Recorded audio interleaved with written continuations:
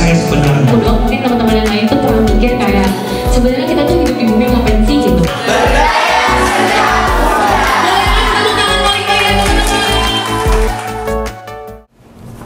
Oke, assalamualaikum warahmatullahi wabarakatuh, teman-teman.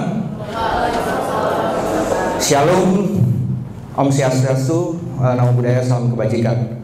Yang terhormat Bu Heni, makasih Bu.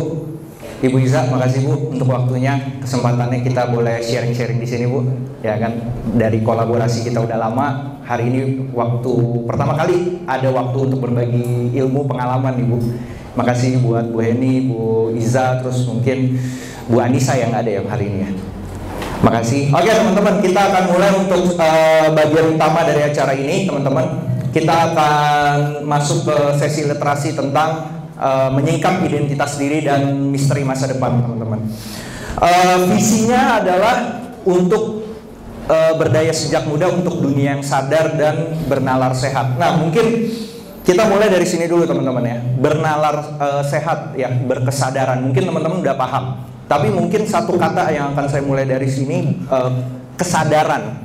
Hari ini banyak teman-teman manusia yang hidup, yang bernafas, yang beraktivitas, tetapi sebenarnya nggak sadar, ya, nggak sadar.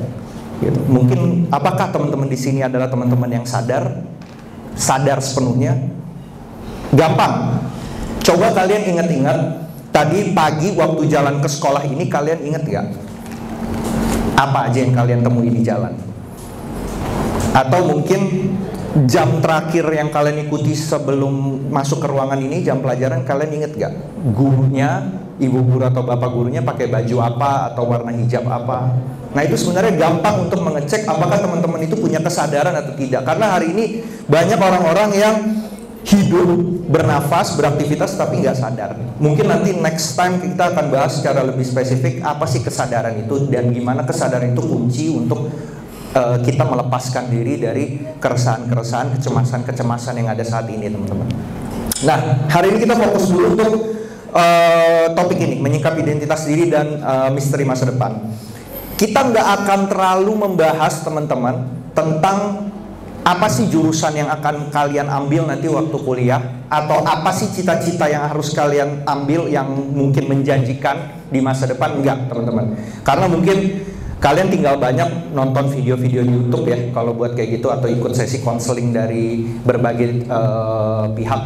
Enggak, kita kembali dulu teman-teman ke titik awal. Kita kembali ke titik nol. Kalau kita di filsafat bilangnya mendekonstruksi ulang dulu semua, kembali ke awal gitu ya. Kita memahami dulu secara dasar ya sebelum kita nanti berpikir ke depan. Jadi filsafat itu kan mengajarkan kita untuk membongkar ya Mas Reza ya. Kita bongkar, kita dekonstruksi ulang dulu semua, dan kita paham dulu dari titik awal untuk memulai ini semua. Pertanyaannya sekarang akan dimulai dari identitas. Siapa diri saya sebenarnya? Hari ini teman-teman umur 16 tahun, 17 tahun ya mungkin ya. 16-17 tahun. Jadi 16 tahun, 17 tahun, 18 tahun, siapa saya sebenarnya? Karena teman-teman hari ini ya, yang berusia 16 tahun, 17 tahun, 18 tahun adalah akumulasi, sekumpulan akumulasi dari seluruh pengalaman. Apa yang kalian lihat, apa yang kalian dengar, apa yang kalian rasakan selama 16 tahun, 17 tahun kalian hidup. Itulah kalian hari ini. Nah pertanyaannya mungkin nanti Mas Reza akan mungkin mengelaborasi siapa kamu tanpa nama kamu, tanpa usia kamu, tanpa identitas kamu. Ya mungkin Mas Reza nanti akan mengulik itu semua ya.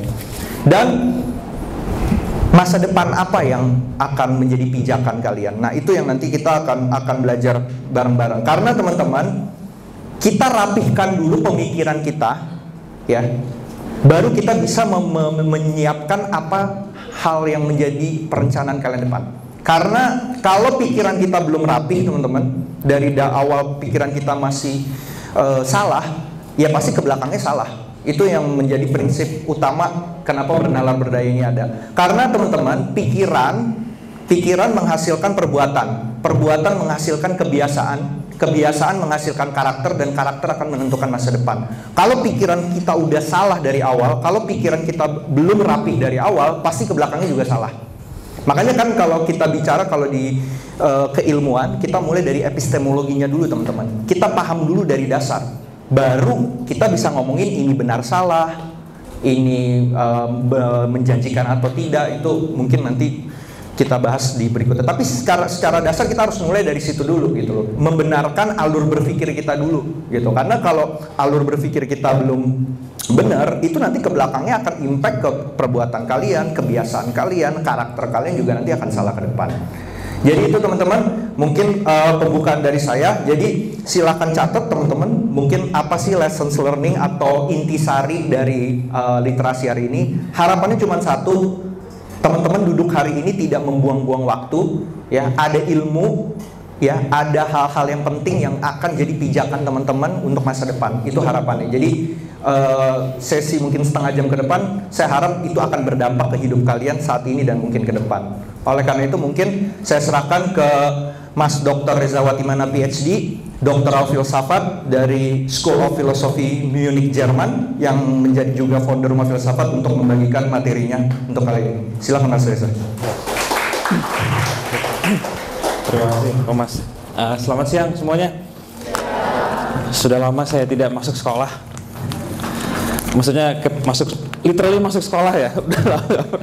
Terus apalagi ngasih materi di sekolah. Terima kasih tim dari Muda Berdaya sudah mengundang, dan kayaknya kita akan jalan terus nih ya, di sini ya. Karena biasanya saya jarang main di sekolah ya. Mainnya di organisasi, partai gitu-gitulah. Tapi ya senang. Dan kebetulan temanya juga sesuai dengan minat saya. Waktu saya bikin tema ini, saya ngebayangin saya bawa kayak bola kristal gitu loh. Apa masa depan kalian gitu ya. Judulnya serem banget ya sih, menyingkap ini misteri masa depan. Karena memang dari ngomong sama Thomas kemarin, katanya ini yang menjadi pergulatan banyak anak seusia kalian ya, anak-anak SMA ya. Siapa saya dan mau apa di masa depan. Waktu saya cerita ke teman saya mau bikin materi, soalnya teman saya seumuran 38, 39, anaknya 2 gitu. Itu juga masalah gue cuy, dia bilang gitu. Jadi ini bukan hanya masalah anak SMA, ini masalah manusia. Soal identitas diri dan masa depan tuh apa sih? Ketakutan akan masa depan, saya punya keluarga, bisa nggak saya menghidupi keluarga saya, bisa nggak saya, kalau mungkin teman-teman mau kerja apa, mau ngambil jurusan apa gitu. Hidup saya itu mau ngapain sih? Itu pertanyaan-pertanyaan yang menggelisahkan gitu ya. Mbak, saya nggak tahu, Thomas sama teman-teman dari Muda Berdaya masih gelisah nggak dengan pertanyaan itu? Pasti. Kalau saya sih sudah nggak, selesai. Nanti saya kasih tahu beberapa tipsnya. Jadi ya, terima kasih. Kita mulai dengan diri. Ini kebetulan saya pernah melakukan penelitian yang lumayan lama soal ini, tentang konsep self ya, tentang aku, ego. Ngapain saya penelitian itu 2 tahun soal ini di Salzburg, University of Salzburg di Austria. Khusus meneliti soal ini, tapi dari kacamata neuroscience. Tapi ngomongnya soal ego, soal aku. Teman-teman mungkin nanya, ini orang ngapain meneliti soal yang sudah jelas, lama, jauh lagi gitu ya. Karena ini masih menjadi misteri sampai sekarang. Sebenarnya saya ini siapa sih? Dan pertanyaan tadi yang Thomas ajukan, siapa kamu sebenarnya? Siapa saya sebenarnya?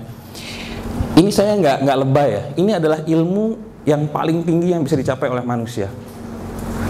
Paham, mengerti siapa saya sebenarnya.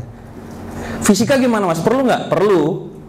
Biologi perlu. Matematika perlu. Tapi nggak ada yang lebih tinggi daripada ini. Nah, kalau misalnya teologi gimana Mas? Agama. Kurang lebih selevel. Nanti kita akan bahas soal itu. Jadi pengetahuan, sekali lagi ya, pengetahuan, pemahaman tentang siapa saya sebenarnya, itu adalah pengetahuan paling tinggi yang bisa dimiliki oleh manusia. Di Yunani itu dianggap sebagai asal muasal dari ilmu pengetahuan dan filsafat, Yunani kuno ya, 2400-2500 tahun yang lalu. Itu ada akademi sekolah pertama di dunia, namanya Akademia Plato, yang didirikan oleh Plato. Itu di pintu gerbangnya ini, kayak pintu gerbang masuk SMA ini, ada tulisan Gnotiseuton, artinya kenali dirimu sendiri. Percuma orang pinter, jago cari uang, ganteng, cantik, jadi politisi, tapi tidak paham siapa dirinya. Percuma. Hidupnya akan penuh dengan penderitaan, kecemasan, kerakusan, dilanda kerakusan gitu. Dilanda kegelisahan terus-menerus tentang masa depan, tentang ini. Kenapa? Karena dia nggak paham siapa diri saya. Saya bisa pinter, saya bisa punya uang, saya bisa ganteng, cantik, segala macam, tapi kalau saya tidak paham siapa saya sebenarnya, itu semua seperti tidak bermakna. Orang terus gelisah, takut tentang macam-macam, takut tentang Pilpres 2024 apa yang terjadi, takut tentang pemanasan global, cuaca panas nggak berhenti-berhenti, takut ini itu, akhirnya depresi, bunuh diri. Nah, jadi kita kan, saya nggak tahu nih untuk anak SMA cukup, tapi nggak boleh. Saya akan coba seringan mungkin ngomongnya. Siapa saya sebenarnya? Siapa kamu sebenarnya?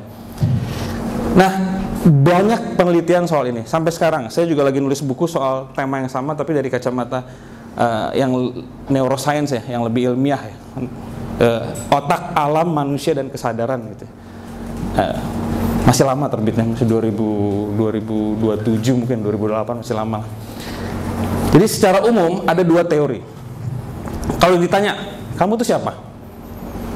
Ini pertanyaan paling gampang ya. Jawabannya apa biasanya? Nama. Apa? Orang. Kamu tuh siapa? Orang. Aneh gak sih? Nama. Misalnya diberhentiin polisi di pinggir jalan itu, siapa nama kamu? Saya orang gitu kan. Aneh gak sih?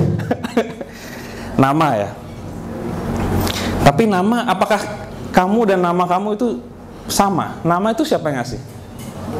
Orang tua. Bisa diganti nggak? Berarti bukan kamu dong. Itu kan tempelan ya. Apa label? Ya nggak sih? Nama saya Reza, saya mau ganti jadi Otong, bisa, saya ke kelurahan gitu. Deket ke RT RW kelurahan ganti nama. Itu perlu ke pengadilan kayaknya sekarang, nggak ngerti juga deh. Atau siapa kamu? Kalau bukan nama, saya orang Jawa. Orang Jawa itu kan rasmu ya, sukumu, tradisimu. Bisa nggak kamu, saya nggak mau jadi orang Jawa lagi, saya mau pindah ke Kanada, saya mau belajar budaya Kanada dan belajar tari-tarian Kanada, bisa nggak? Bisa. Apalagi tadi Thomas bilang usia ya, usia juga kadang-kadang cuma nomor ya. Orang usia muda berpikiran tua, orang berusia tua berpikiran muda. Jadi usia itu kadang-kadang cuma untuk kepentingan administratif, which is a number gitu. Bisa berganti-ganti gitu. Nah, itu yang saya sebut sebagai diri sosial atau social self. Diri sosial itu adalah semua yang ditempelkan oleh masyarakat ke saya. Ketika saya lahir, bapak saya ngasih nama, mungkin agama, kasih nomor akte kelahiran, semua ditempelkan ke saya. Itu disebut diri sosial, social self. Usia, saya Reza, usia 40 tahun, sukunya campur-campur, keriting ada Ambon, tapi juga ada Cinanya, tapi juga ada Jawanya, ya macam-macam. Itu diri sosial. Nah, diri sosial ini sifatnya dinamis dan relatif, artinya bisa berubah. Sekarang dengan perkembangan teknologi, gender pun bisa berubah ya. Masalah boleh atau enggak itu urusan belakangan, tapi itu bisa dilakukan. Saya punya teman main basket waktu SMP, sekarang jadi perempuan. Tapi keren, dia transgender dan dia aktivis sekarang. Dia kerja di UN Women, jadi lembaga PBB untuk pemberdayaan perempuan. Kampanye soal bahwa transgender itu tidak perlu disalahpahami segala macam gitu. Apalagi warna kulit, apalagi. Jadi semua yang sifatnya sosial, agama, nama, itu sifatnya relatif. Warga negara bisa ganti nggak? Warna kulit bisa ganti nggak? Semua industri kecantikan dibangun di atas premier mengganti warna kulit nggak sih? Orang Asia mau jadi putih, orang Eropa mau jadi coklat. Jadi kayak kebalik-balik gitu deh. Bule-bule kalau di Bali jemuran tuh pengen jadi seperti orang Indonesia, tan gitu ya. Lah kita pakai whitening cream, jadi ya itu semua relatif sifatnya. Dan ada yang kedua yang disebut sebagai natural self, diri alamiah. Ini kita ngebor lebih dalam lagi ya. Tadi itu diri sosial. Diri sosial sifatnya berubah dan relatif, bisa diganti sesuai keperluan. Kalau teman-teman mau ganti nama, tapi dengan argumen biasanya kalau macam-macam lah, ada keperluan gitu ya. Ganti apalagi, kalau ganti kelamin saya tidak sarankan ya, risikonya besar gitu ya, dan mahal gitu ya. Nah, ada yang disebut diri alamiah. Diri alamiah adalah diri yang diciptakan oleh alam, oleh sang empunya kehidupan, yang sudah dari sononya. Ini adalah diri ketika kita lahir ke dunia, oe gitu ya, belum dikasih nama, belum dikasih nomor akte kelahiran, belum dikasih agama, sebelum semua itu. Ini adalah diri alami. Dan diri alamiah ini saya menyebutnya sebagai ketika kita lahir ke dunia, sebelum kita mendapat warga negara ya, kita adalah warga negara semesta. Warga semesta. The citizens of the universe. Makhluk semesta. Kita menjadi bagian dari matahari, bulan, bintang, galaksi, planet, tumbuh-tumbuhan, hewan, dan semua yang sudah ada di seluruh alam semesta ini. Di galaksi ini maupun di galaksi yang berbeda, yang sangat besar itu ya. Kita menjadi bagian dari alam semesta. Baru nanti orang tua kita datang, namanya ini, sosial. Nah, diri alamiah ini bisa berubah nggak? Diri yang dari sononya, yang sebelum semua identitas sosial. Kalau di dalam konsep filsafat Asia ini disebut sebagai true self, atau diri kita yang sebenarnya, diri kita yang sejati, yang adalah bagian dari alam semesta ini, dengan matahari, langit, bulan, bintang, tumbuhan, padang gurun, gunung, Mars, Pluto, Jupiter, belajar kan astrofisika, dan semua yang ada di alam semesta ini. Nah, itu adalah diri sejati kita. Bisa berubah nggak? Bisa ganti ke kelurahan nggak? Saya mau ganti jadi bakteri besok gitu ya. Bisa nggak? Nggak bisa. Nah, ini adalah true self, diri kita yang sebenarnya. Di level ini level paling dalam ya, di level diri alamiah ini, saya, Thomas, Bu Heni dengan segala hormat, dan teman-teman sekalian, dan teman-teman dari Muda Berdaya, Mas Rian, itu sama. Tidak ada perbedaan. Kalau pakai bahasa fisika tuh sama-sama energi, sama-sama kehidupan. Ini saya bisa ngomong ini kan berarti ada energi ya. Mas Thomas bisa mendengarkan, teman-teman mendengarkan, kan pakai energi semua. Kita ini secara alami adalah energi itu, energi semesta itu tadi. Maka di level ini semuanya dengan seluruh alam semesta satu dan sama, tidak ada perbedaan. Begitu kita ngomong jati diri sosial, dikasih nama, beda. Reza, Mas Rian, Thomas, udah beda-beda. Dikasih agama, beda lagi. Dikasih warga negara, beda lagi. Dikasih gender, perempuan, laki-laki. Di Indonesia cuma ada 2, di Thailand ada 20-an ya, gender itu ya. Karena ada spektrumnya, laki-laki itu kamu perhatiin ya, ada laki-laki yang gitu ya. Sama-sama laki-laki, cuma spektrumnya beda. Nah, setelah dikasih gender itu semua, baru muncul perbedaan. Thomas orang mana nih? Beda sama gue orang Ambon.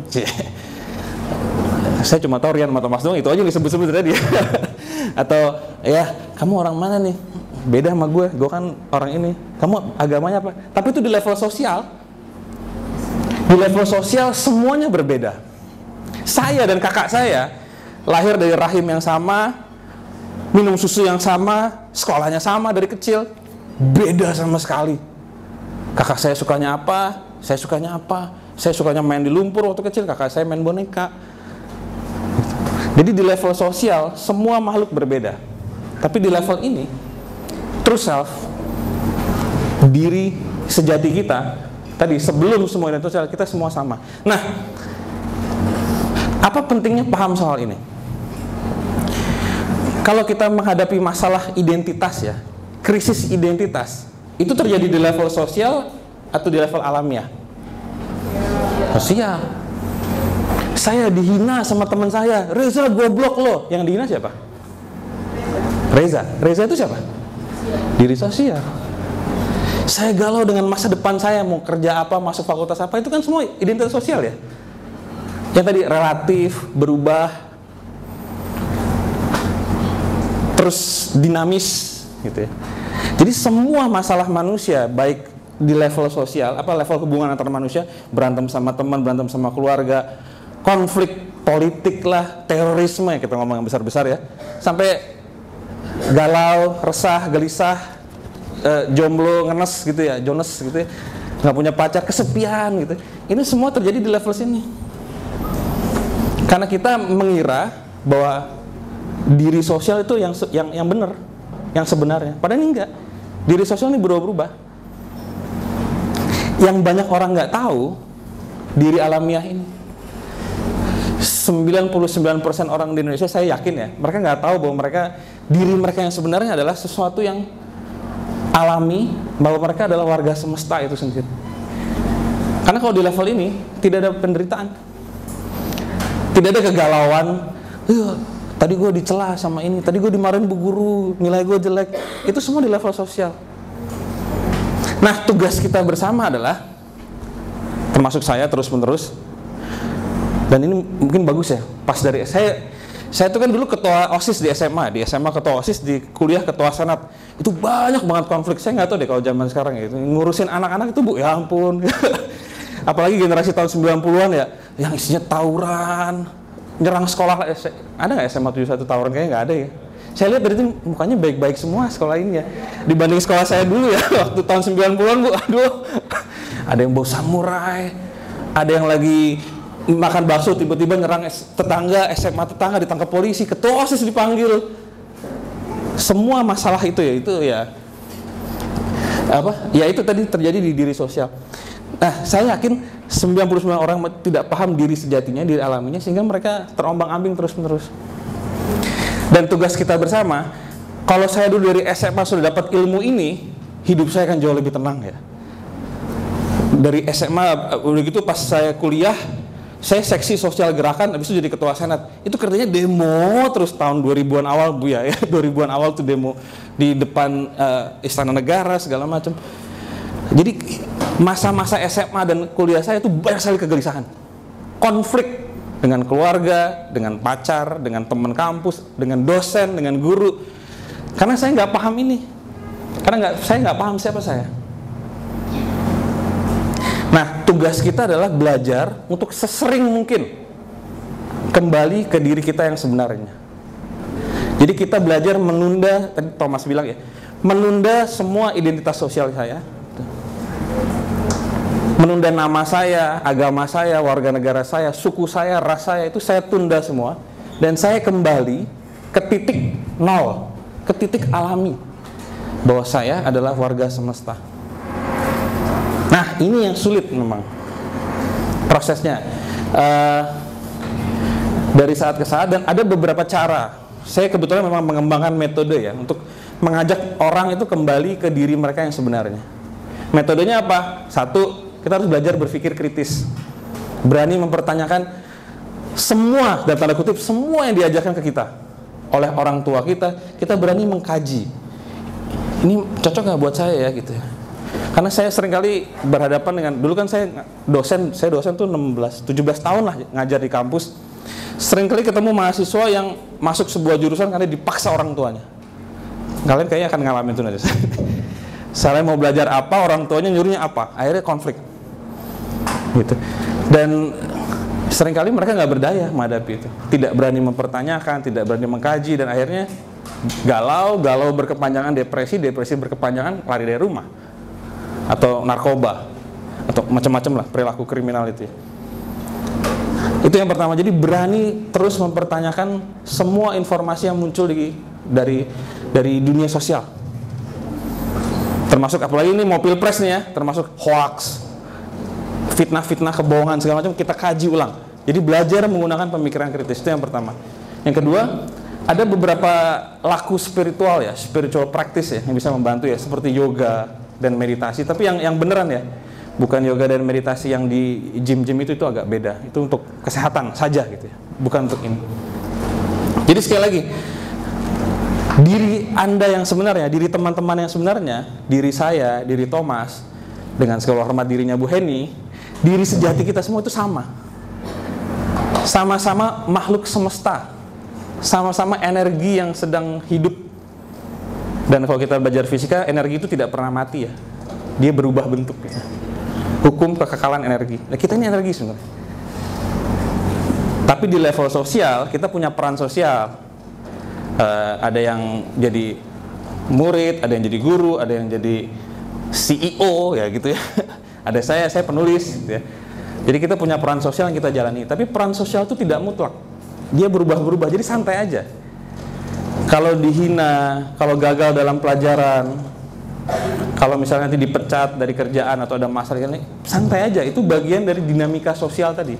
Diri sosial yang terus berubah. Dan ingat bahwa diri sejati kita, diri kita yang sebenarnya, itu selalu stabil, selalu tenang, dan sama seperti seluruh alam semesta.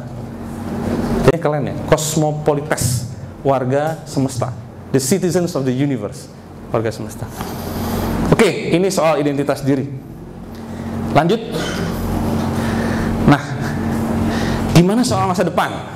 Ini topik kedua yang saya pikir juga perlu kita bahas ya. Walaupun saya agak tergoda mau bilang ini, kalau kita sudah paham tadi ya, diri kita yang sebenarnya, yang adalah warga semesta, kesadaran murni atau energi, masa depan tuh tidak mengkhawatirkan lagi sebenarnya. Masa depan kan dunia sosial juga ya. Tapi ya nggak apa-apa lah, kita coba bahas lebih dalam. Jadi sebenarnya tadi balik ke slide sebelumnya deh. Kalau kalian paham ini aja nih, menyelami diri sejati kita ya, diri alami kita, 99% masalah kehidupan selesai ya. Sisanya tinggal cari makan, cari duit buat makan. Masalah kegelisahan, kesepian, kegalauan, ketakutan, kecemasan masa depan, takut diomongin orang, takut itu akan lenyap dengan sendiri ya, secara alami tanpa perlu ikut terapi yang macam-macam. Sisanya tinggal ya udah, kamu kerja yang rajin, bisa dapat uang, bisa nabung, bisa menghidupi diri dan keluarga. Udah itu sebenarnya nggak ada masalah sebenarnya. Termasuk soal masa depan pun akan selesai gitu ya. Tapi ya untuk kepentingan analisis kita masuklah. Lanjut. Nah, apa itu masa depan? What is future? Apa itu masa depan? Masa depan itu kan sesuatu yang belum terjadi, tapi kita bisa dengan akal budi kita, dengan akal sehat kita bisa nebak masa depan kita. Caranya gimana? Lihat aja masa kini dan masa lalumu gitu ya. Masa kini, misalnya saya nih sekarang. Gimana masa depan Mas Reza? Sekarang ini saya hobinya baca, nulis, ngasih kuliah. Saya suka olahraga dan saya suka yoga dan suka meditasi. Kira-kira masa depan saya gimana? Secara logis ya. Apakah saya akan jadi orang gila gelandangan di pinggir kali sana BKT? Gitu. Mungkin nggak itu terjadi? Dari mana kalian tahu? Lihat dari masa kini. Itu. Tapi kalau saya balik, masa kini saya males bangun jam 12 siang, nggak mandi, makannya nasi padang setiap hari, pagi, siang, sore, malam. Kira-kira hidup saya akan seperti apa? Sehat nggak? Enggak. Kemungkinan akan jadi gelandangan nggak di BKT? Iyalah, bangkrut. Mahal kan nasi padang, 20.000 sekali makan. Jadi bagaimana cara mengetahui masa depan? Lihat masa kini, saat ini, secara jernih, saya ini seperti apa. Itu masa depan. Kalau mau lebih komprehensif lagi, lihat masa kini dan masa lalumu. Saya dari SMA kelas 2 itu suka baca buku filsafat. Dengan segala hormat Bu Heni, maaf dulu kalau pelajaran di kelas sudah bosan, saya baca buku filsafat. Dulu kan mata pelajaran geografi kan sih, suruh ngafalin ada berapa gunung di Pulau Jawa gitu ya. Aduh, suruh hafalin sekolah pas ulangan, saya aduh bosan banget, saya baca buku filsafat. Jadi waktu SMA saya sudah mulai baca buku filsafat, kuliah filsafat, jadinya seperti ini. S3 filsafat, kerjanya nulis sama ngasih materi kiri kanan. Dulu dosen, cuma karena saya mulai agak lelah dengan sistem pendidikan Indonesia. Jadi saya bantuin Mas Thomas aja yang lebih ke lapangan itu loh, daripada ngajar di kampus yang dengan segala macam kewajiban administratif Bu ya, kerasa lah Ibu. Nah gitu loh. Jadi kalau mau tahu masa depan, lihat masa kini kalian secara jernih. Dan itu bukan misteri lagi. Lihat, kalian suka olahraga nggak? Suka. Berarti kurang lebih kalian akan sehat lah. Kalian suka makan, kalian suka baca buku nggak? Apa kerjanya scrolling Instagram, liatin selebriti nggak jelas itu? Jadinya otaknya bego, kosong ya. Apapun yang kalian lakukan, kalau otaknya kosong, kayak Thomas bilang tadi, kalau pemikirannya ini berantakan, ya hidup kalian berantakan, udah gitu aja. Jadi masa depan sebenarnya tidak misteri. Ada mungkin 2-3% misteri lah. Tapi 98% itu dari hasil atau konsekuensi logis dari masa kini. Dari kebiasaan yang kalian bangun di saat ini. Nah itu masa depan. Jadi bisalah ambil waktu untuk refleksi, lihat semi-semi ngaca gitu loh. Nih, saya kan dulu sekolahnya di Jerman ya. Di Jerman itu kalau nggak minum bir nggak bisa gitu ya. Nah karena saya minum bir tiap hari, akhirnya perutnya jadi buncit. Ini adalah masa depan saya. Nah ini sekarang saya mulai berubah nih, mulai hidup sehat, tapi nggak tahu nih bisa mundur apa enggak nih ya. Kita lihat nanti gitu. Saya rasa sih bisa gitu. Ini pun hasil akumulasi masa lalu saya. Jadi kalian, ini prinsip dasar filsafat manusia. Jadi manusia punya kebebasan untuk merancang masa depannya. Caranya gimana? Ubah kebiasaan masa kini seperti yang kalian mau. Mau jadi atlet? Mau latihan. Mau apa? Mau jadi seniman? Mau. Mau jadi musisi? Mau. Belajar. Saya dulu waktu SMP itu mau jadi musisi. Saya tidur sama gitar. Literally tidur sama gitar, belajar gitar gitu. Saking pengen jadinya, cuma karena sadar waktu itu tidak terlalu berbakat gitu ya, akhirnya banting setir lah gitu. Nah ini masuk ke tema kita kedua. Bagaimana merancang masa depan yang kita inginkan secara sadar ya. Consciously designing our future. Merancang masa depan secara sadar. Dan ini seperti saya bilang, ini ilmu bukan hanya untuk anak SMA, tapi untuk semua manusia sebenarnya. Kita pengen punya masa depan sebagaimana kita rancang gitu. Dua hal. Yang pertama adalah lihat ke dalam. Aptitude itu adalah kemampuan alami. Setiap manusia di muka bumi ini dia sudah membawa bakat alami dalam dirinya. Saya nyebutnya panggilan ya. Kayak dia terpanggil untuk melakukan sesuatu. Nah itu kalian yang harus temukan sendiri. Tidak ada yang bisa ngasih tahu dari luar. Mungkin bisa ngasih saran. Bu Heni bisa ngasih saran. Ini Mas Thomas bisa ngasih saran. Tapi kalian harus lihat ke dalam. Hati saya ini kemana sih? Hati saya kemana? Apakah saya ingin bergerak di bidang pendidikan, mau jadi guru, mau jadi dosen, atau saya ingin jadi seniman, mau jadi musisi, atau saya ingin bisnis karena saya dari SMA, SMP sudah jualan apa kayak gitu dan cuannya udah lumayan gitu ya. Nah itu kalian yang bisa nentuin sendiri. Teman-teman, keluarga, sekolah bisa membantu memberikan arah, tapi kalian harus melihat sendiri. Dorongan alami saya ini kemana nih? Kalau bahasanya Steve Jobs itu passion saya ini kemana? Apa yang kalau saya mengerjakan itu saya gembira, saya bahagia. Saya ingat tuh waktu saya SMA tuh saya tuh baca buku filsafat tuh seneng gitu ya. Gila banyak banget nih ilmunya. Dan saya jadi jago debat karena banyak baca jadi jago debat. Jadi kalau di kelas itu udah muncul perdebatan, nggak ada yang bisa mengalahkan Reza lah waktu itu ya, tahun 2000. Terus kalau suruh ngerjain ulangan-ulangan ilmu sosial tuh karena saya banyak baca ya, jadi kata-kata tuh keluar gitu loh, gampang, bagus, nilainya juara umum kelas 3 waktu itu, SOS IPS.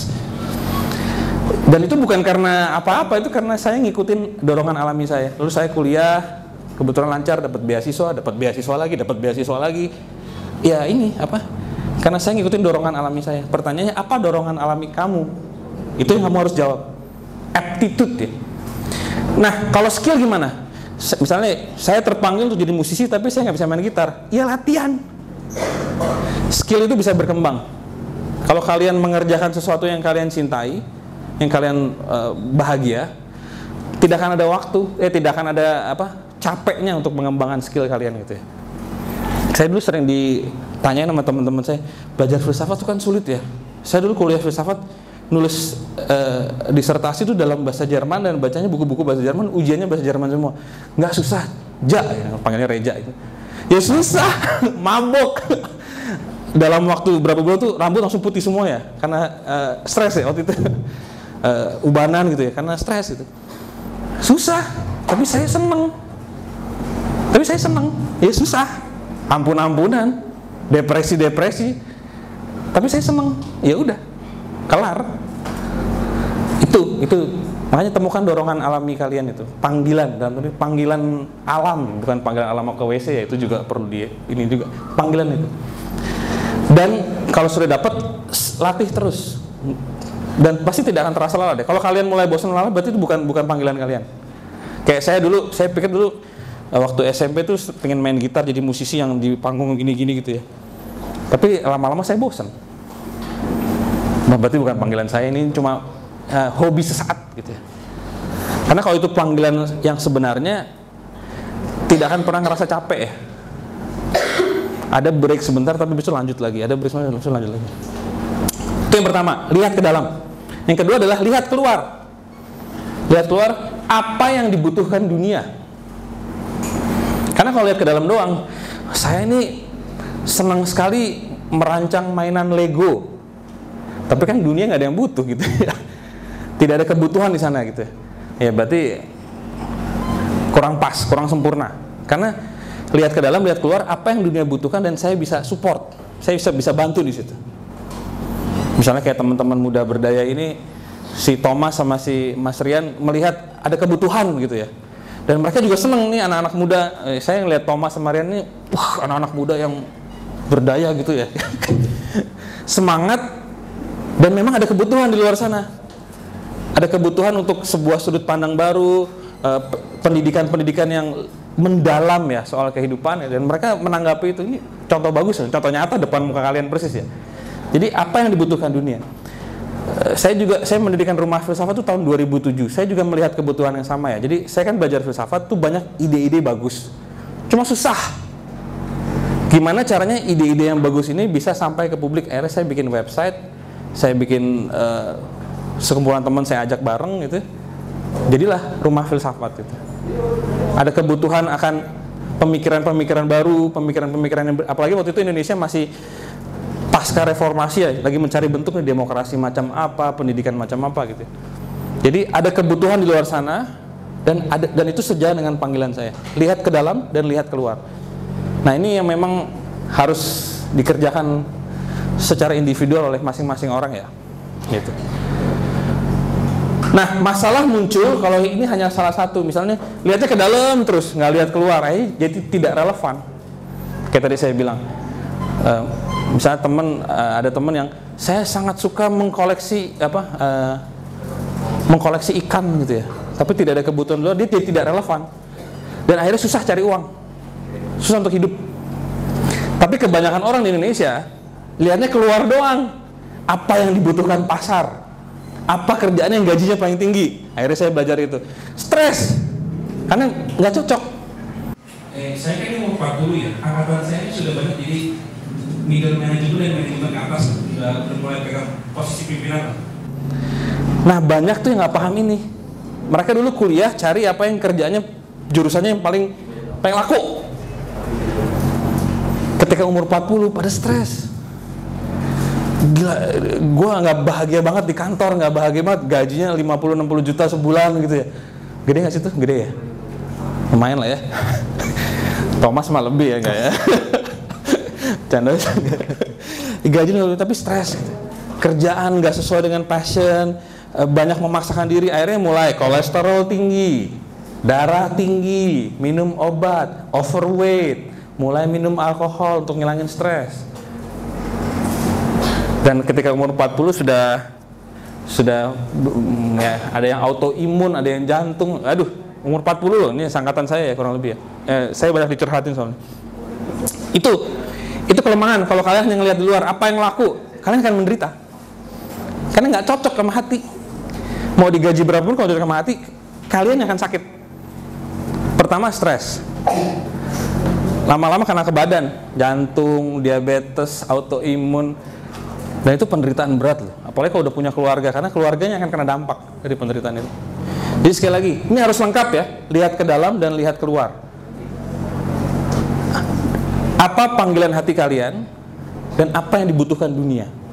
Sebisa mungkin itu sinkron, sebisa mungkin. Kalau belum sinkron, cari terus, gali terus.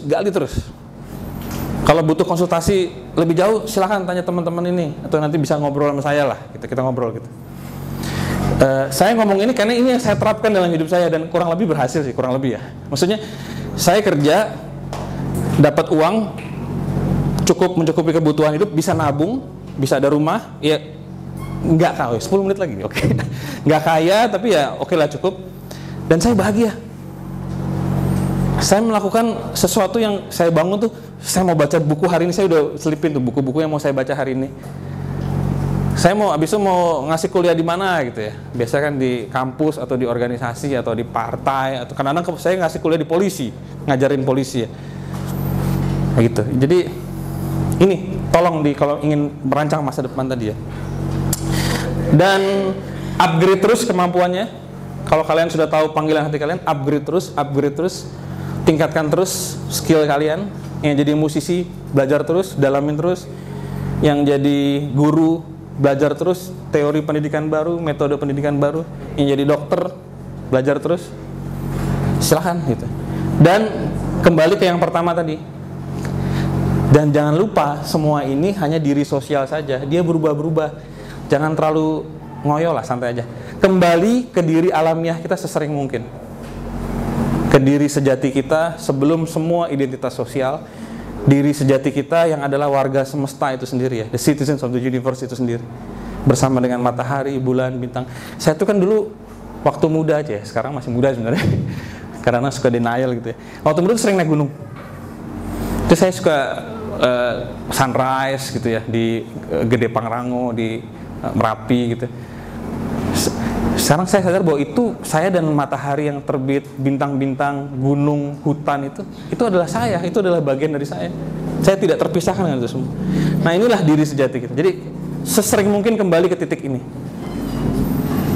Oke, kira-kira itu dari saya dulu deh. Sebenarnya ada satu slide lagi tapi nanti luber 2 poin ini dulu aja. Terima kasih atas waktunya, Thomas, teman-teman. Oke, terima kasih Mas Reza untuk pemaparan materinya ya. Oke, jadi teman-teman itu sebenarnya udah sangat komprehensif ya teman-teman. Yang pertama kalau untuk identitas diri, teman-teman tadi udah paham perbedaan identitas sosial yang itu disematkan oleh lingkungan, orang tua, keluarga ke kalian dari mulai lahir sampai 16-17 tahun sampai hari ini kalian hidup. Nama, usia, gender, tinggal, sekolah, agama, warga negara, itu kan semua identitas sosial yang disematkan. Dan yang kedua adalah identitas alami, sesuatu yang kekal, absolut, tetap, teman-teman. Nah, terkadang kita menghabiskan emosi kita, kecemasan kita, keresahan kita ke identitas sosial yang membuat akhirnya kita stres, kita galau, kita insecure dan segala macamnya yang membuat akhir hidup kita tidak bermakna dan tidak berbahagia, teman-teman. Jadi ya memang harus dilatih ya Mas ya, kita kembali ke kesadaran alamiah kita tadi, yaitu kita menjadi warga alam semesta ini seutuhnya. Sama aja kayak hewan, tumbuhan, makhluk hidup, bakteri, mikroorganisme, planet, bintang dan segala macamnya. Itu kembali lagi ke situ. Yang kedua tadi tentang masa depan, teman-teman. Kuncinya sebenarnya adalah masa depan itu semua bisa diprediksi ya dengan kalian hari ini dan masa lalu. Itu aja sebenarnya. Semua bisa diprediksikan. Ya paling margin of errornya mungkin 3%, 4% maksudnya. Ini hari ini kalian menentukan masa depan. Apapun pikiran, makanya tadi saya bilang pikiran menghasilkan tindakan, tindakan menghasilkan kebiasaan, kebiasaan menghasilkan karakter, karakter menentukan masa depan. Semuanya berawal dari pikiran. Jadi rapihkan dulu pikiran kalian. Benarkan dulu pikiran kalian, maka itu akan menghasilkan tindakan kalian, nanti akan jadi kebiasaan dan menentukan masa depan kalian. Mungkin itu teman-teman. Berapa menit Elvanya untuk Q&A?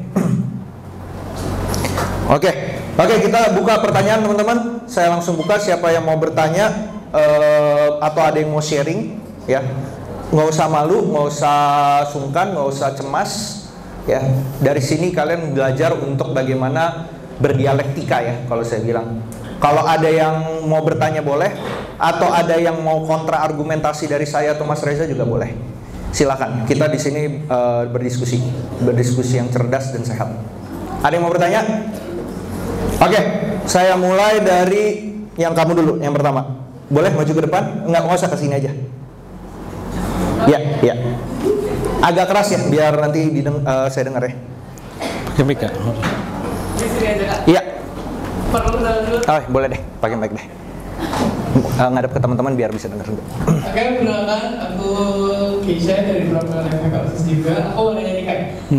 Aku tuh kadang pernah gitu, kayak berasa autopilot aja lagi bawa motor gitu, tiba-tiba loh, kok udah lampu merah gitu. Kayak gitu kan berarti kita nggak sadar gitu ya Kak, dengan kesadaran kita. Nah itu gimana sih kan cara tuh biar kita tuh sadar gitu sama kesadaran kita ini? sih Kak. Oke, sip. Thank you. Oke, saya langsung jawab dulu ya, takutnya Mas Reza lupa. Iya, itu juga sering tuh Mas. Saya pun juga sering ngalamin, kayak bawa motor, tiba-tiba kok udah nyampe rumah, nggak sadar semua jalan yang kita lewat. Silakan Mas. Oke, terima kasih pertanyaannya. Ini apa ya? Saya tuh sering ditanya gimana sih cara hidup bahagia gitu ya. Saya dianggap sebagai apa tuh konsultan kebahagiaan gitu. Beberapa kali ngasih juga seminar di perusahaan gitu ya. Karena orang pada stres, bagaimana bahagia? Jawaban saya cuma satu, hidup sadar, conscious living atau mindful living. Jadi seperti tadi siapa Kezia? Iya. Kezia sama Thomas bilang, dari saat ke saat sadari apa yang terjadi di sini dan saat ini. Kalau skip gimana? Nggak apa-apa, balik lagi. Misalnya skipnya 2 jam nih, lama banget gitu ya, nggak apa, tapi setidaknya setelah 2 jam 1 menit, baik lagi. Oke, saya lagi baru skip dan sekarang saya sadar lagi. Gitu. Sampai kapan dilakukan Mas? Sampai mati. Ini latihan seumur hidup. Makanya dia adalah conscious living, mindful living. Ini satu-satunya jalan untuk mencapai kebahagiaan. Ada yang bilang kebahagiaan tuh kalau kita dapat duit, ya dapat duit kalau habis, nah, kan stres lagi gitu. Jadi tidak stabil. Bahagia itu kalau punya pacar, ya kalau pacarnya selingkuh. Jadi yang lainnya, kebahagiaan lainnya itu sifatnya sementara ya, karena datang dan pergi. Bahagia itu kalau diterima di kampus favorit, iya. Kalau misalnya begitu masuk ternyata pelajaran susah, malah stres. Jadi itu kebahagiaan yang sifatnya. Tapi satu-satunya kebahagiaan yang bisa kita lakukan saat ini di sini adalah sadar. Ini saya lagi ngomong, saya sadar, pantat saya nyentuh kursinya empuk, dan saya juga sadar ini ada AC nembak muka gue dari tadi, mulai mati rasa kayak ini. Ini saya sadar, saya nggak judge, ini AC-nya jelek ya, ini kursinya kurang mahal kursinya, nggak. Saya hanya sadar. Saya juga sadar tangan saya posisi gini pegal juga di sini, mulai terasa pegal di sini nih. Mindful living, momen ke momen, lagi jalan, lagi nyetir, skip, nggak apa-apa, balik lagi. Tadi kayak Kezia bilang, oh tahu udah sampai, nggak apa-apa. Sadar bahwa kamu sudah skip, balik lagi, naik motor, panas nggak cuacanya, lampu merah, lampu hijau, terus getaran mesin kan, kalau naik motor kan kerasa getaran mesin, saya getaran mesin. Itu yang disebut mindful living. Lagi mandi, kena air, seger dingin, kena sabun, sikat gigi, sadari. Karena kebanyakan manusia kalau nggak belajar ini ya, lagi sikat gigi mikirin apa gitu ya, mikirin mantan. Wah, udah pada punya mantan belum ya?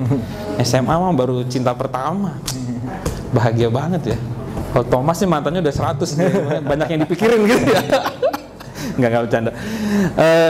Lagi sikat gigi mikirin jalan-jalan, lagi jalan-jalan mikirin sekolah, lagi sekolah mikirin itu ada mas-mas ganteng di sana gitu. Jadi badannya di mana, pikirannya kemana. Ini sumber penderitaan. Sumber penderitaan adalah ketika badanmu di mana, pikiranmu di mana. Itu nggak enak banget rasanya. Apalagi kalau lagi macet nih, pulang macet jalanan, terus pikiran mulai kemana-mana tuh. PR belum ngerjain, aduh besok mau gini, akhirnya tersiksa ya. Itu literally itu yang disebut neraka ya, hell. Hell itu adalah ketika badan dan pikiran tidak sinkron, nggak enak banget rasanya. Makanya orang berhenti, males ngantri karena kalau dia ngantri itu pikiran gitu ya. Caranya gimana? Balik lagi ke saat ini. Ada siapa di sana? Ada suara apa? Atau yang paling sering dipakai itu nafas. Sadari kamu nafas gitu. Ini disebut conscious living, mindful living, dan sejauh saya belajar ya, ini satu-satunya jalan untuk mencapai kebahagiaan. Yang lainnya semuanya serba sementara ya. Saat ke saat. Kira-kira gitu kali. Oke. Thomas. Sip. Oke, terima kasih Mas Mungkin Reza. lu mau nambahin nggak atau? Mungkin tambahan dari saya Mas, kalau saya biasanya kalau tadi lagi riding, saya perhatiin aja plat-plat nomor di depan saya, dia pakai baju apa, orang-orang di depan. Jadi fokusnya ke saat ini teman-teman. Itu aja kuncinya. Jadi kebahagiaan lain tuh sifatnya relatif dan sementara. Tapi kembali ke kesadaran saat ini tuh lebih sifatnya kekal dan absolut gitu ya Mas ya. Lebih stabil lah. Stabil. Nah, kalau absolut juga berarti lebih stabil lah. Oke. Tadi kita lanjut ke pertanyaan kedua. Oke, kamu yang di depan. Iya, kamu. Silakan. Kasih mic aja nggak? Ya. Dan juga beberapa kali sempat nyinggung soal pemikiran. Nah, aku pengen nanya nih, nalar kita tuh termasuk alamiah dari diri alamiah kita atau diri sosial kita. Kalau misalnya nalar itu termasuk sosial, kita berpaku pada apa untuk berpikir secara alamiah gitu? Apakah kita berpaku pada hati atau bagaimana? Terus aku boleh nambahin satu pertanyaan lagi? Boleh, silakan. 10 juga boleh. Tadi juga kita sempat dibahas ya soal kebutuhan kemampuan dalam diri kita sama kebutuhan di dunia luar. Itu kalau misalnya kemampuan diri kita dan kebutuhan di dunia luar itu berkebalikan nih, misalnya kita bisanya apa tapi dunia luar tuh nggak butuh ya, dibutuhnya apa gitu. Nah, itu sebaiknya kita ngapain? Apakah kita ngikutin keperluan dunia itu atau kita bikin jalan sendiri, nerobos sendiri, pakai apa yang pakai kemampuan yang kita ada gitu yang kita percayai. Siap, thank you. Terima kasih. Tadi namanya siapa? L. Oke, L. Pertama nalar, pijakan nalar. Iya. Oke, terima kasih ya L pertanyaannya. Pertanyaannya bagus, makasih. Iya. Soal akal budi ya. Jadi akal budi itu sudah ada dari alam. Jadi kita didesain sebagai manusia oleh seluruh alam semesta, oleh Sang Pencipta dan empunya kehidupan, Tuhan dan macam-macam namanya. Itu sudah built in, istilahnya kerennya kalau pakai built in, itu sudah punya akal budi. Namun cara kita berpikir itu dibentuk secara sosial. Orang tua ngajarin, kita niru orang tua, terutama orang tua ya, itu yang dampaknya paling besar ke kita. Karena kita melihat langsung, misalnya cara orang tua ngatur keuangan, cara orang tua kalau liburan mau ngapain, itu kan orang tua. Kita tuh ngopi gitu loh. Terus kalau orang tua berantem baikannya gimana, itu kita secara sadar nggak sadar kita copy itu. Jadi cara berpikir kita itu adalah bentukan sosial, tapi kemampuan berpikir itu alami. Nah, seperti saya bilang tadi, Thomas juga udah ngingetin, semua masalah manusia itu muncul di dunia sosial. Di dunia alami tidak ada masalah. Kita hidup damai dan harmoni dengan seluruh alam semesta. Nah, cara berpikir kita itu karena dia bentukan sosial, seringkali bikin kita depresi juga gitu ya. Seringkali bikin kita stres juga. Kenapa? Cara berpikir kita tidak sesuai dengan kenyataan. Kita maunya begini, dunia begini. Kita maunya begini. Akhirnya lama-lama capek gitu ya. Kita maunya hidup baik, tapi kok teman jahatin gitu ya. Kita mau semuanya damai, tapi Israel Palestina berantem terus nggak habis-habis gitu ya. Indonesia kena aja dampaknya gitu kan. Kita mau pilpres tenang, damai, santun, tiba-tiba geger gitu kan. jadi cara berpikir itu seringkali jadi sumber masalah juga. Makanya beberapa tradisi di Asia, filsafat Asia itu, ini saya ngomong lebih dalam lagi nih. Moga-moga siap lah, ini saya langsung hajar aja gitu ya. L gitu ya. Beberapa tradisi di Asia mengajarkan kita untuk kembali ke sebelum pikiran muncul, ke diri kita sebelum kita mikir. Caranya gimana? Gampang. Bisa nggak kamu melihat sesuatu tanpa mikir? Bisa dong. Bisa nggak coba? Kedengeran suara AC nggak? Atau suara apa yang kedengeran sekarang nih? Suara AC saya jelas banget soalnya ini. Brrr, gitu. Mungkin kamu kurang sadar nih. Kembali ke tema sebelumnya ya. Jadi latihannya adalah coba dengarkan sesuatu atau lihat sesuatu tanpa menilai. Nanti kalau keluar nih dengerin suara burung, suara knalpot motor, tapi jangan dijudge. Cukup dengerin aja. Nah, itu adalah metode supaya kita bisa kembali ke sebelum pikiran. Artinya kita menjaga jarak dari cara berpikir kita sendiri. Cukup lihat, cukup dengarkan, cukup rasakan semuanya tanpa penilaian.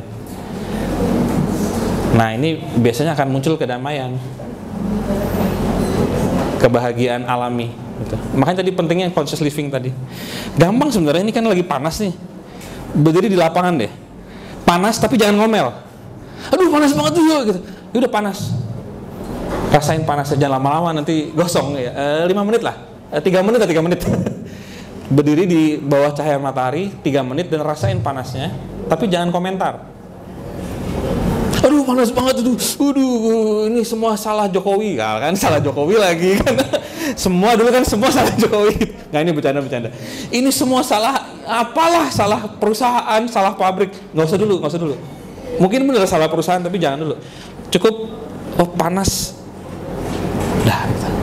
Nah itu kita belajar untuk menjaga jarak dari pikiran kita sendiri, dari cara berpikir kita sendiri. Dan ini akan membuat kita kembali tadi ke kesadaran murni tadi ya. Itu. Dan dampaknya apa? Lebih tenang, lebih stabil, lebih bahagia, dan bisa merancang masa depan dengan jauh lebih sadar. Seperti apa yang kita inginkan gitu ya. Kira-kira itu itu yang kedua, pertama ya. Balancing tadi Mas. Soal apa yang ke dalam keluar. Kebetulan tadi kemarin sore itu saya nongkrong sama sepupu saya, kita diskusi soal ini karena dia juga punya masalah yang sama. Sepupu saya itu umur 35. Jadi soal identitas diri masa depan. Dia nanya, gimana misalnya kita ngikutin diri panggilan hati kita. Contoh lah misalnya jadi tukang masak, jadi chef. Tapi saya nggak bisa hidup, saya nggak dapat pekerjaan, saya nggak bisa usaha dari situ. Istilahnya dunia tidak membutuhkan skill saya mesti ngapain? Nah di sini perlunya kompromi dengan akal sehat tadi. Ya. Karena bagaimanapun kita masih harus makan, harus punya atap di rumah, harus beli baju, harus bayar listrik, bayar air, PDAM segala macam itu tetap harus dibayar. Jadi kita harus tetap realistis. Karena banyak juga orang yang sangat idealis, nggak peduli itu, akhirnya nyusahin banyak orang gitu ya, nyusahin keluarganya, nyusahin istri, nyusahin suaminya gitu. Jadi kita harus kompromi, tetap menjalankan panggilan kita, tapi kita juga harus be praktikal ya, menjadi praktis. Gimana saya bisa mendapatkan sumber uang ini gitu. Saya kasih contoh saya lah ya ini. Saya ini kan nulis karena saya berpendapat bahwa Indonesia ini butuh banyak pencerahan cara berpikir, ilmu-ilmu baru yang orang tuh kalau mau belajar sendiri susah. Baca buku filsafat 700 halaman itu orang Indonesia, apalagi generasi kalian mau nggak baca buku 700 halaman? Tapi saya suka, saya mau. Susah, tapi saya senang, mau apa lo gitu kan. Akhirnya saya berbagi, tapi kan kadang-kadang agak sulit juga gitu ya. Misalnya mobil rusak, harus 10 juta bayar, sementara wah susah juga nih, saya kan bukan direktur BUMN, bukan menteri gitu-gitu ya. Maka saya harus pinter, saya tetap menulis, saya tetap baca buku, tapi saya harus punya sumber pendapatan lain. Saya belajar investasi, ilmunya gini. Itu mungkin berkahnya belajar filsafat ya. Kalau orang belajar filsafat, belajarnya itu gampang banget sebenarnya. Saya belajar investasi tuh, wah ini rumit mas gini. Kalau cuma gitu doang, dapat sebulan ada pasti. Sambil belajar, coba cari ini deh, kemungkinan lain deh. Dan saya pikir tuh pasti ada. Itu pasti ada, tinggal sadar, buka mata, buka telinga, ini pasti ada. Gitu. Kalau masih bingung bisa tanya teman-teman muda berdaya atau nanti kita bisa ngobrol gitu lah ya. Itu pengalaman pribadi saya gitu. Dan ini juga pengalaman saya tuh kalau ngomong selalu apa yang saya alami, jadi saya nggak punya teori doang, saya terapin ke hidup saya. Kalau kita menekuni seni kita ya, menekuni panggilan hati kita, itu seperti dalam tanda kutip ya, itu kayak dunia kan semesta mendukung gitu, mestakung gitu ya. Dapat beasiswa, dapat sponsor, ada aja jalan. Kalau dari kacamata agama ya, orang yang menekuni panggilan hidupnya itu, Tuhan itu tidak berdaya, mau nggak mau kan nolong dia gitu loh. Tuhan itu seperti nggak punya pilihan lain. Ini orang sudah setia mengikuti hatinya, setia mengikuti panggilannya. Tuhan tuh mau nggak mau akan nolong dia gitu. Dibukain jalan kemana aja. Asal tadi ada semacam kesetiaan dan disiplin ya pada seni, pada panggilan hatimu. Gitu. Nah itu salah satu bagian dari misteri ilahi kalau kata Ari Lasso itu ya. Itu Ari Lasso gitu. Tapi sebenarnya bukan misteri juga sih. Bisa dilihat secara logis juga. Gitu. Karena kalau orang menekuni panggilan hatinya, dia jadi ahli di satu bidang, ya orang lain akan nyari dia. Mau nggak mau, orang lain akan butuh dia karena dia expert di bidang A gitu. Dunia akan nyari dia gitu. Itu kalau dilihat secara logis ya. Kalau dilihat secara teologi ya mungkin ada campur tangan kosmik gitu ya. Kira-kira itu dari saya. Makasih ya. Oke, teman-teman, satu pertanyaan terakhir, waktu kita tinggal 6 menit. Waduh, siapa duluan nih? Tadi. Turun dulu biar pilih yang paling cepat aja. 1, 2, 3. Yang paling cepat aja. Yang kamu, yang itu, yang belakang. Iya, kamu. Iya. Banyak. Sisanya nanti bisa ngobrol sama Mas Reza atau Mas saya via sosial media aja kali ya, Mas. Iya. Oke, halo semuanya, perkenalkan nama saya Falma, saya perwakilan dari SMA Kulikuler Pramuka. Ya.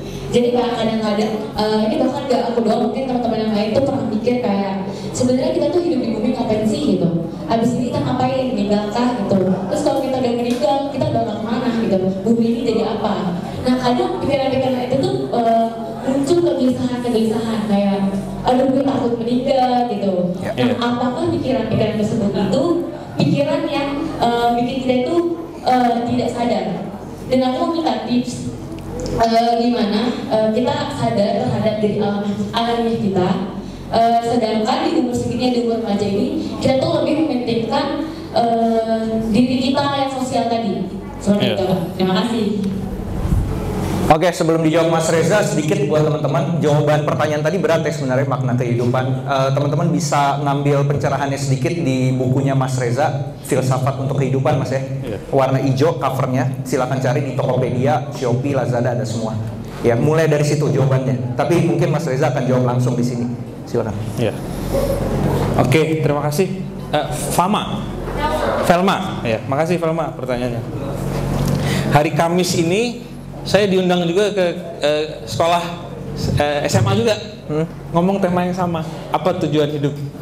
Terus gue jadi dukun lama-lama nih. Jadi slide-nya bisa nggak dibalikin slide-nya? Ji. Baru keluar betul. Ke slide tadi. Bawah, terus. Deh yang ini aja. Oh ini. Yang balik, yang nomor yang sebelumnya. Yang sebelumnya Ji. Yang slide 1. Yang sebelumnya. Yang ini. Tadi apa tujuan kita hidup? Kita nih hidup di dunia mau ngapain sih? Nggak mau sekolah, disuruh sekolah mulu gitu ya. Belajar matematika gitu. Bahasa Inggris mabok gitu.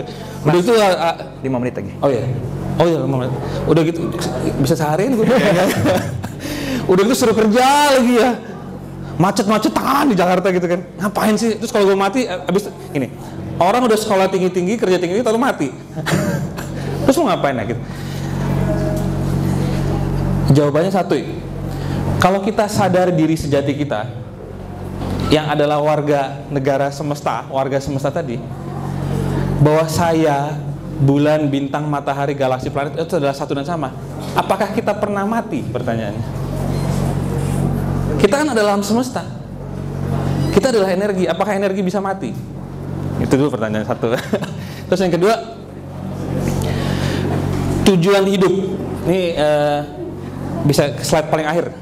Saya bikin teori tujuan hidup. Ini masih tentatif, masih belum resmi dibukukan gitu deh. Jadi tujuan hidup manusia itu ada macam-macam. Tapi yang paling tinggi adalah seperti saya bilang tadi, mengenali siapa diri saya sebenarnya. Wih, itu tujuan tertinggi. Profesi, kuliah, jurusan apa itu mah gampang. Tinggal tadi ya, lihat ke dalam, lihat keluar itu aja. Tapi tujuan tertinggi semua manusia adalah mengenal dirinya. Mengenal dirinya sendiri, diri sejatinya. Tujuan hidup. Dan yang kedua, apakah kita kemana setelah kita mati? Jawaban sederhananya, kita tidak pernah mati. Sebagai energi, kita akan terus lanjut ke alam semesta ini. Ini saya ngomong dari sisi ilmiah ya. Agama punya versinya macam-macam lah, beda agama beda versi. Tapi kalau kita ngomong dari sisi ilmiah, kita ngomong dari sisi fisika, astrofisika, bahkan fisika kuantum ya, tidak ada yang mati di alam semesta ini. Semuanya lanjut dalam bentuk energi di alam semesta ini. Ya kira-kira itu jawaban singkatnya karena 5 menit lagi. Terima kasih. Oke, teman-teman. Oke, teman-teman, mungkin itu teman-teman closing statement dari kita adalah teman-teman silakan paham diri kalian, mulai mengenal diri kalian, identitas diri kalian yang sebenarnya bukan sosial, the true self kalian. Karena seluruh permasalahan muncul ketika kita udah masuk ke identitas sosial. Itu seluruh permasalahan baik itu kehidupan, kecemasan, keresahan itu muncul di ranah sosial. Jadi dari waktu ke waktu, kalau istilah Mas Reza, dari saat ke saat, kembalilah ke saat ini, waktu ini ke kesadaran yang hidup. Dan lihat keluar, lihat ke dalam, dan itu akan menentukan masa depan. Itu mungkin penutup dari Bernalar Berdaya. Terima kasih buat teman-teman. Sampai ketemu di sesi selanjutnya.